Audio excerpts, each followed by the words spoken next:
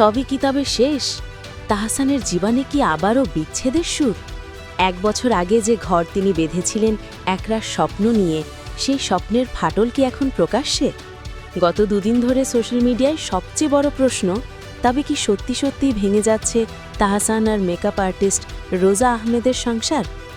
অবশেষে সব গুঞ্জনের অবসান ঘটিয়ে আজ নিজেই মুখ খুললেন এই জনপ্রিয় তারকা। 2025 সালের 4 জানুয়ারি হুট করেই বিয়ের পিঁড়িতে বসেছিলেন তাহসান খান। কোণে ছিলেন নিউ ইয়র্ক প্রবাসী মেকআপ আর্টিস্ট রোজা আহমেদ। মাত্র 4 মাসের পরিচয়ে শুরু হওয়া সেই প্রেম কি 1 বছরও টিকল না? গত 10 জানুয়ারি খবরটি নিশ্চিত করেছেন স্বয়ং তাহসান।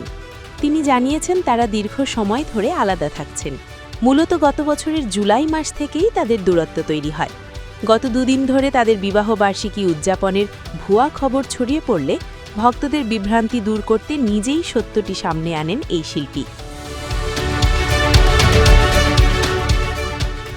কেন এই বিচ্ছেদ? ভক্তদের মনে উকি দিচ্ছে হাজারো প্রশ্ন।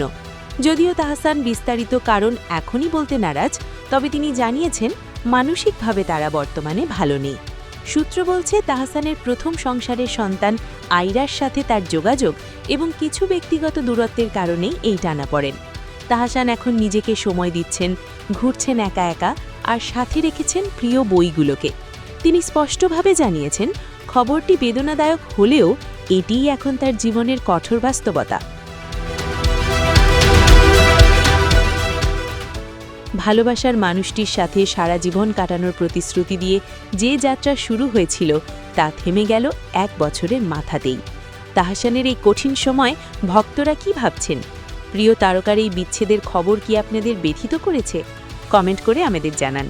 বিনোদন জগতের সব খবর সবার আগে পেতে আমাদের সাথেই থাকুন।